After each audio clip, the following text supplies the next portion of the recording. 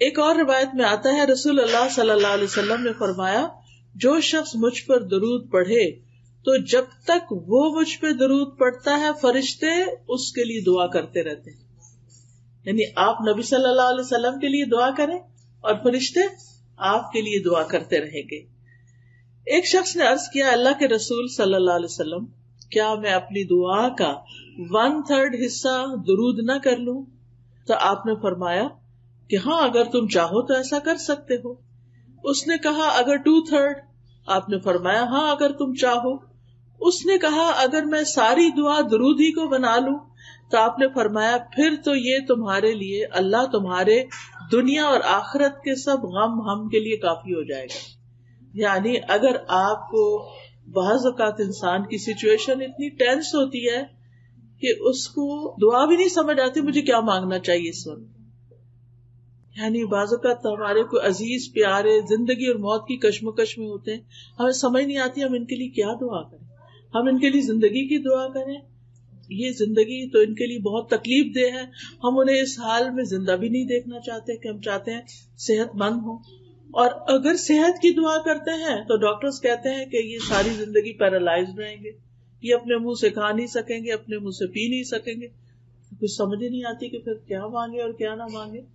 تو ایسی صورت میں ہم درود شریف پڑھنا شروع کر دیں کہ اللہ کی رحمت آ جائے, اور اگر اللہ کی رحمت آ جائے تو اللہ تعالیٰ اس بندے کو بالکل سیدھا اٹھا کے کھڑا کر سکتا ہے. جو رب مردوں کو اٹھا کے کھڑا کر سکتا ہے, جو مردوں کو زندہ کرے گا, کیا وہ ایک بیمار شخص کو, ایک تکلیف کی حالت میں جو شخص ہے اس کو وہ سیدھا تندرست نہیں کر سکتا؟ بالکل کر سکتا ہے. اللہ تعالیٰ کے لیے تو کچھ بھی مشکل نہیں. تو اس لیے ہمیں اپنی زندگی میں درود کی کثرت کر دینی چاہیے.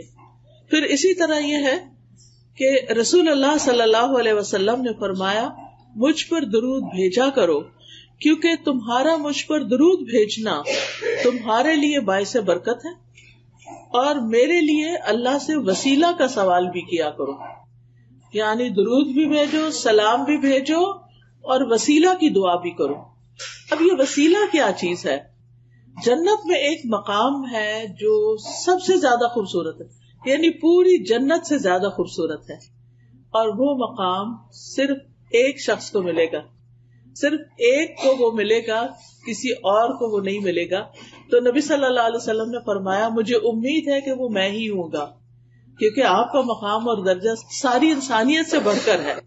تو اب آپ دیکھیے کہ وہ ہے تو آپ کے لیے, لیکن آپ نے امت کو شرف بخشا کہ ہم آپ کے لیے یہ دعا کریں کہ اللہ تعالیٰ ہمارے نبی کو وہ مقام وسیلہ عطا فرمانا. پھر اسی طرح آپ دیکھیے کہ جب ایک شخص درود پڑھتا ہے تو وہ درود اس شخص کی طرف سے نبی صلی اللہ علیہ وسلم کو پہنچایا جاتا ہے, آپ کو بتایا جاتا ہے. رسول اللہ صلی اللہ علیہ وسلم نے فرمایا جو شخص ایک بار مجھ پر درود بھیجے اللہ اس پر 10 رحمتیں نازل کرے گا.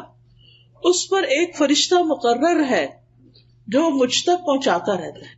یعنی ہم اپنے گھر میں بیٹھ کے پڑھیں, بعض اوقات ہم سوچتے ہیں نا کوئی مدینہ جائے, کوئی روزے پہ جائے اور ہمارا سلام لے کر جائے, تو بات یہ ہے کہ وہاں جا کر کوئی پہنچائے یا آپ یہاں اپنے گھر میں بیٹھے ہوئے درود پڑھ رہے ہیں, یہاں پڑھ رہے ہیں, اور اللہ تعالیٰ کی طرف سے فرشتہ مقرر ہے وہ آپ کا درود وہاں تک لے جائے گا, پہنچا دے گا. یعنی بعض اوقات ہم انسانوں کی منت کرتے ہیں, اور انسان کیا وہ وہاں جاتے ہیں وہ بھول ہی جاتے ہیں کہ مجھے کس کس نے کیا کہا تھا, اور ہمیں کوئی ایسا طریقہ بھی نہیں ملتا کہ ہم سے کہا گیا ہو کہ کوئی لے کے جائے اور پہنچائے. آپ جہاں پر بھی ہوں, آپ مسجد نبوی میں ہوں, آپ مدینہ میں ہوں, آپ مکہ میں ہوں, آپ سعودی عرب میں ہوں, آپ پاکستان میں ہوں, آپ کینیڈا میں ہوں, آپ کہیں پر بھی ہوں, آپ کا درود وہاں پہنچ جائے گا, اور یہ آپ کے نامہ اعمال میں بھی جمع ہوتا رہے گا. تو اس سے اچھا کیا تحفہ ہے جو ہم نبی صلی اللہ علیہ وسلم کو بھیج سکتے ہیں. یعنی اگر ہم آپ کے لیے کوئی پیسے بھیجیں یا کوئی گولڈ بھیجیں یا کوئی کھانے کی چیز بھیجیں, وہ تو نہیں آپ کو پہنچ سکتی, لیکن اگر ہم درود بھیجتے ہیں تو وہ آپ کو پہنچتا رہتا ہے, اور ہمیں طریقہ بھی بتا دیا گیا. رسول اللہ صلی اللہ علیہ وسلم نے فرمایا تم کہیں بھی ہو مجھ پر درود بھیجو کیونکہ تمہارا درود مجھ تک پہنچ جاتا ہے, ہر جگہ سے پہنچ جاتا ہے. اب جو شخص نبی صلی اللہ علیہ وسلم کے لیے درود بھیجے گا اور سلام بھیجے گا اور خاص طور پر آپ کے لیے وسیلہ کی دعا کرے گا تو قیامت کے دن اس کو نبی صلی اللہ علیہ وسلم کی سفارش حاصل ہوگی، اس کے لیے شفاعت ہوگی. رسول اللہ صلی اللہ علیہ وسلم نے فرمایا جو مجھ پر درود بھیجتا ہے یا میرے لیے وسیلہ مانگتا ہے قیامت کے دن اس کے لیے میری شفاعت ثابت ہو جائے گی، یعنی پکی ہو جائے گی کہ میں اس کے حق میں سفارش کروں. سفارش کس کو ضرورت ہوتی ہے؟ جس کے اپنے پاس پورا نہ ہو کامیابی کے لیے. یعنی اگر کوئی شخص خود لیک کرتا ہے کسی چیز میں تو پھر دوسرا اس کی سفارش کر دیتا ہے، آپ اس کو یہ جاب دے دیں، آپ اس کو یہ جگہ دے دیں، آپ اس کے لیے یہ کر دیں، تو وہ اس کے لیے آسانی ہو جاتی. تو اسی طرح جو شخص جنت میں جانے کے لیے اس کو ایک نیکی کم ہے یا تھوڑی سی ضرورت ہے تو پھر وہ نبی صلی اللہ علیہ وسلم اس کے حق میں سفارش کریں گے کہ اس کو جنت دے دی جائے کیونکہ اس نے مجھ پر درود بھیجا تھا.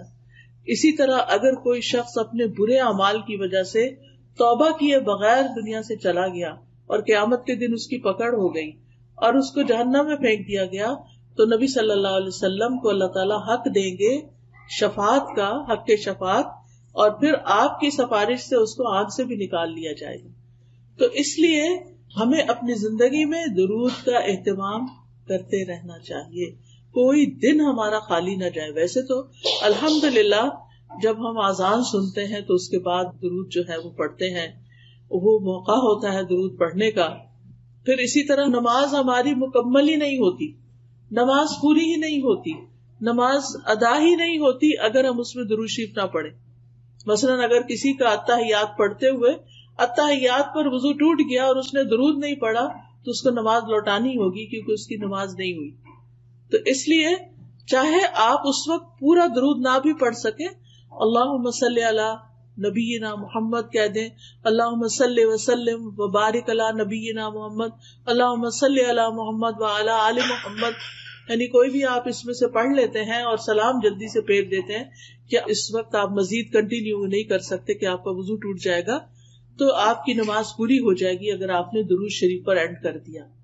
تو اس سے بھی آپ اندازہ لگائیں کہ کتنا ضروری ہے. پھر آپ دیکھیے کہ جو شخص صبح کے وقت فجر کی نماز سے لے کر سورج نکلنے سے پہلے 10 دفعہ درود شریف پڑھتا ہے تو اس کے لیے بھی آپ کی شفاعت ہے.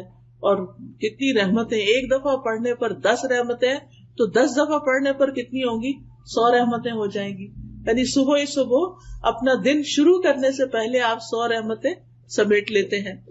پھر اسی طرح نبی صلی اللہ علیہ وسلم پر جب تک درود نہ پڑھا جائے دعا روک لی جاتی. یعنی کچھ دعائیں ایسی ہیں کہ جن میں ہمیں پہلے درود شریف پڑھنا ہی ہوتا ہے اور پھر اس کے بعد دعا مانگی جائے تو درود شریف اس دعا کو اوپر لے جانے کا سبب بنتا ہے.